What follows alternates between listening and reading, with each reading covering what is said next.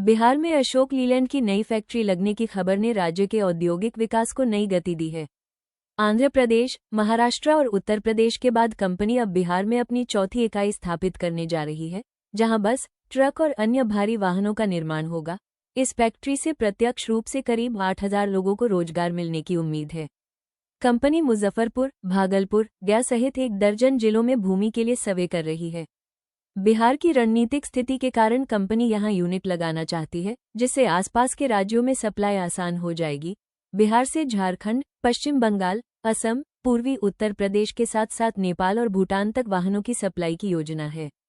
अभी ये वाहन महाराष्ट्र और आंध्र प्रदेश से मंगाए जाते हैं, जिससे ट्रांसपोर्ट लागत ज्यादा आती है।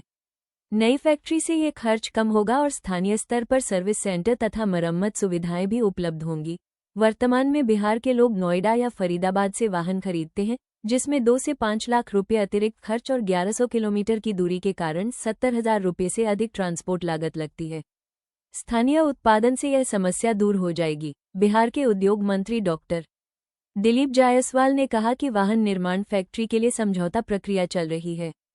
इससे राज्य का तेजी से विकास होगा और स्थानीय स्तर पर रोजगार के नए अवसर सृजित होंगे। इस बीच Savera cancer and multi speciality hospital के निदेशक रोबोटिक्स प्रोग्राम विपिन कुमार झा ने बिहार में रोबोटिक्स सर्जरी तकनीक में निवेश करने और सरकार के साथ मिलकर काम करने की इच्छा जताई है।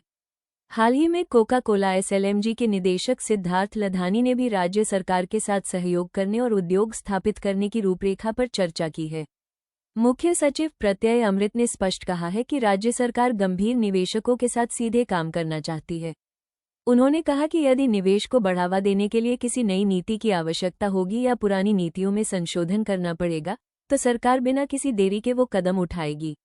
जिन निवेशकों को जमीन या अन्य क्लियरेंस में दिक्कतें आ रही थी, मुख्य सचिव ने मौके पर ही संबंधित विभागों को तत्काल कार्रवाई के निर्देश दिए। हाल ही में बिहार सरकार ने विकास के अगले चरण की दिशा में बड़ा कदम उठाते हुए 7 निश्चय योजना 3.0 को मंजूरी दी है। 7 निश्चय 3 का पहला लक्ष्य राज्य की प्रति व्यक्ति आय को दोगुना करना है। इसके तहत अगले 5 वर्षों में 1 करोड़ युवाओं को नौकरी और रोजगार देने का लक्ष्य रखा गया है।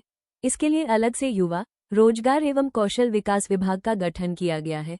मुख्यमंत्री महिला रोजगार योजना के तहत महिलाओं को स्वरोजगार के लिए 10,000 रुपये की सहायता दी जा रही है, जिसे आगे बढ़ाने के लिए 2 लाख रुपये तक की मदद मिलेगी। जाति आधारित गणना और सामाजिक आर्थिक सर्वेक्षण में चिन्हित 94 लाख गरीब परिवारों को प्राथमिकता के आधार पर रोजगार योजनाओं से जोड़ा जाएगा।